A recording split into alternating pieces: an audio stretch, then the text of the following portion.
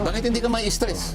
Pero kung makikita ron, isang naging bahagi ng pinakamataas na hukuman ng ating bansa. Taas na ang hukuman, opo. Pagkatapos sasamahan mo yung mga ganun, may stress ka talaga.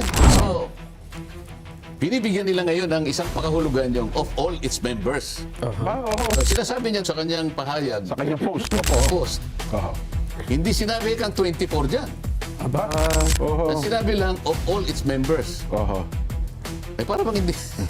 Balikan po ninyo yung Section 2, Article 6 ng ating saligang batas. Ang sinasabi po dyan, ang bilang ng mga senador ng ating republika ay 24. 24. Ibig sabihin, hindi niya nabasa yun. Wala rin sinasabing Ang saligang 24 doon sa mismong kinukot niya. Wala doon, pero tingnan mo yung Section 1. Pagsimula ka doon. Kasi kaya niya sinasabi yon. Gusto nilang palabasin ngayon doon sa kanilang pinag-iisang konklusyon ngayon at argumento na nagsasama-sama na sila eh. Kasi nga pinipilit nila na kapag ka ang isang senador ay, kamukha ni Senador Bato ay nagtatago sa kadahilan ng alam na natin. At yung isa naman ay nakapiit ngayon. Nakapiit, yes dahil po. nga siya ay sinampahan ng demandang plunder at iba pa. Ang gusto nilang palabasin at gustong ipaunawa sa ating mamamayan, yung dalawang yon, Hindi na senador. hindi nakasali. Yun ang mabigat. Yes po. So sa kanilang argumento, kapag pinaniwalaan mo, huwag niyo papansinin yung nakalagay sa Section 2 na 24 ang senador kasi yung isa nawawala. Yung isa naman nakapiit, Kulong. 22. Dalawa. So ngayon, pag kinuwenta mo kanya yung majority, ang denominator mo 22.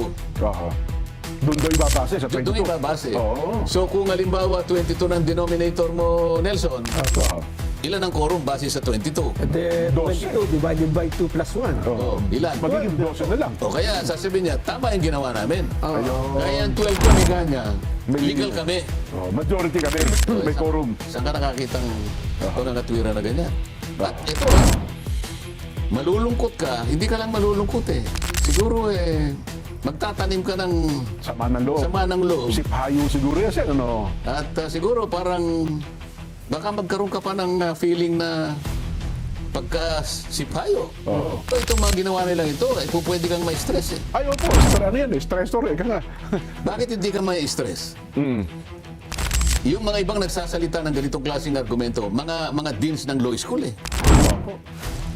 Hindi kaya nila naiisip na maaaring makonfuse lahat ang mga estudyante nila. Meron ko pa makikita ron isang